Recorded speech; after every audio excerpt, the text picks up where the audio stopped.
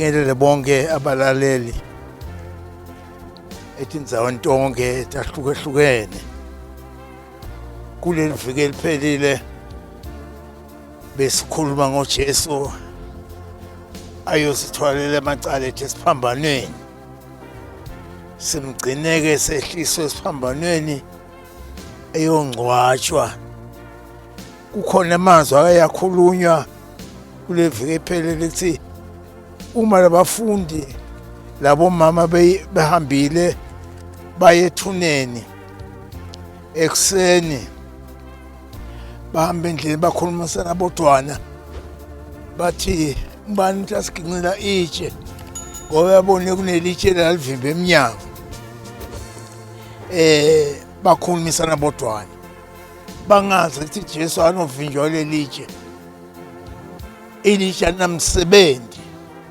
Manje ngifuna ukusho bahlobo bami namhlanje sibhekana nesimo esinje, isimo lesibhekana naso siyababa simnandi, siqeda abantu, sizwile kakhulu ezindzabeni kuthi kungathi abantu bayaphela nathi siyabona. Manje ngifuna ukuqinisa namhlanje kuthi lo Jesu lo simkhondayo akhona amandla kuye. Sizofunda incwadi esahluko kuMateyu 28. Mateyu 28 kunamazwi kusuka verse 16 aye ku-20 akhulunywa nguJesu.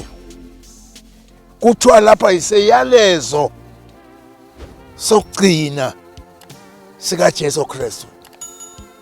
Le iseyalezo leso wasikhuluma esevukile abafileyo, eseshothi ngiphiwa amandla onke emhlabeni nasezulwini. Utshela abafundi bakho banike isibindi. Nami ngisho njalo abahlobo bami nemasimo sinje kungathi indaba ekholwa inyatheleka phansi, lesimo esibhekene naso sinzima ngendlela emalisayo, kodwa ngifuna ukusho ukuthi naso siyalezo sinika nguJesu asiqinisa njengabantwana bakaNkulunkulu. Kepha abafundi aye-11 baye eGalile kuleyo ntaba uJesu ayebayalele kuyona. Sebembona bakhuleka kuye, kepha abanye bangabaza. uJesu wasondela wakhuluma kubo wathi ngiphiwe amandla onke emhlabeni ezulwini nasemhlabeni. Ngalokho hambani nenze izizwe zonke abafundi, nibafundise egameni likaYise neNdodana likaMoya Oyingcwele. La Jesu unikeza lamagunya kulabafundi bakhe. Isiyalezo sokugcina lesi eseshumela eqedile. Futhi nemaJuda nawo konke bese bacabanga ukuthi vele bamnqobile, kanti uJesu uzawuvuka abafileyo. Akanawuvinjwa kulelitshe lalivimba eminyango lagwabuka. Uthi-ke ngiphiwa amandla onke emhlabeni nasezulwini. Ngakho hambani sinikeziwe bahlobo bami ukuthi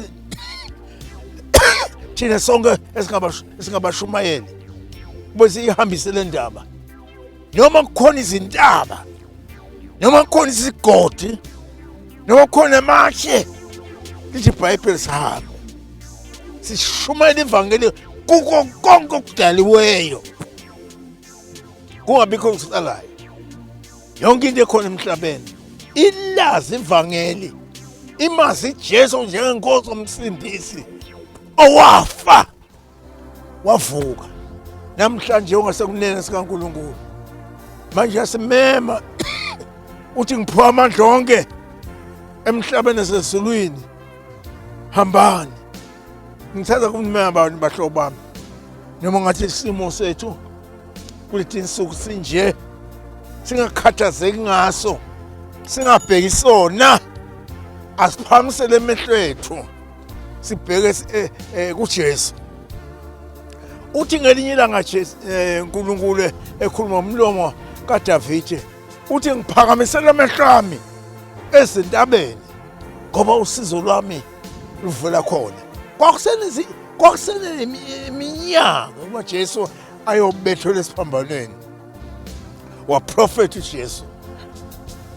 Profeta uNkulunkulu wathi ufuna siphakamise amehlo ethu siwaphakamisele esiphambanweni. Lapho kwema khona isiphambano.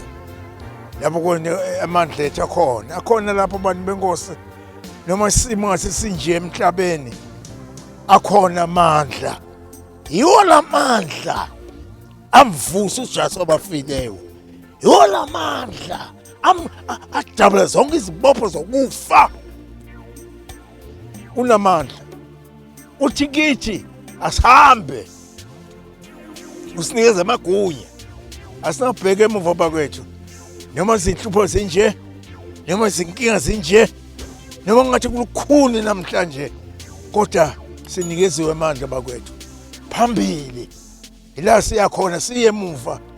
Ngikhuthaza bonke abantwana bakaNkulunkulu kuthi namhlanje akube lona thatha isinqumo athi ngiyaphambili ngiye emuva. Noma isimo sinje, noma konakele ngalendlela emhlabeni, phambili asiye emuva. Uthi Jesu ngiphiwa amandla onke ezulwini nasemhlabeni. Ngakho hambani nenze izizwe zonke abafundi. Uyabayala usinika umsebenzi uthi siphathise abantu egameni lakhe. Sibatshela ngale ndaba enkulu ukuthi uvukile abafileyo. Uyaphila ungasokunene sikaNkulunkulu. Taka baba mntu kaNkulunkulu noma ngathi so ulahla ithemba, akhona amandla asegazini kaJesu, akhona amandla asesiphambanweni. Sinikeziwe lamandla namagunya kwendaba uthi Jesu unyathela ofezela ngegama lakhe. Athi sophuza ukubulala kungaveli lutho. Letha umlayezo bakwethu ophuthumayo emva kuba sibonile Jesu ehlupheka.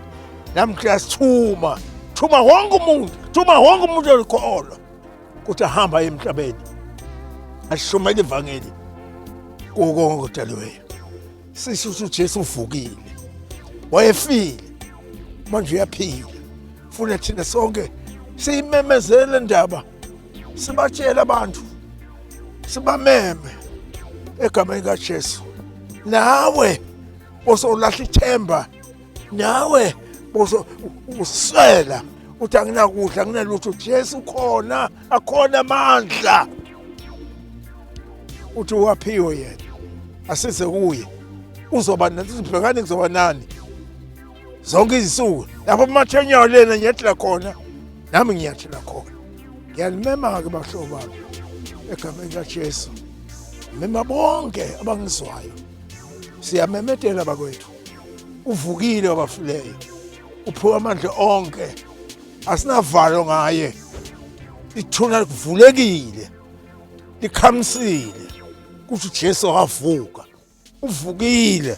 Onke amathuna angcwele avaliwe. Kodwa leka Jesu akhamisile namanje. Lisho ukuthi akekho phakathi ethuneni. Wavuka. Lawa-ke amandla enginikeze le ndaba enginikeza nabakwethu kuthi iba yilona lo acabangisise. Noma kukhona izinto ezikubulalayo, ezikuqindezelayo, yekela lezo zinto. Phakamisa amehlo akho wena ubheke Jesu esiphambanweni. Phakamisa amehlo akho wena umbuke lapha esiphambanweni efela izono zakho. Ngimema bonke abantu baNkulunkulu emhlabeni wonke, endaweni zonke, emabandleni onke. Khona Jesu wavuka abafileyo.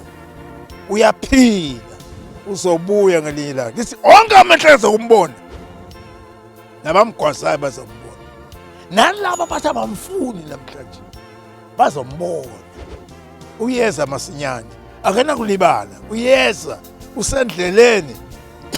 Manje ngithanda ukunimema bahlobo bami, ngingakagcini lenshumela yami ukuthi phakamisa amehlo akho umbheke Jesu. Uyeza masinyane.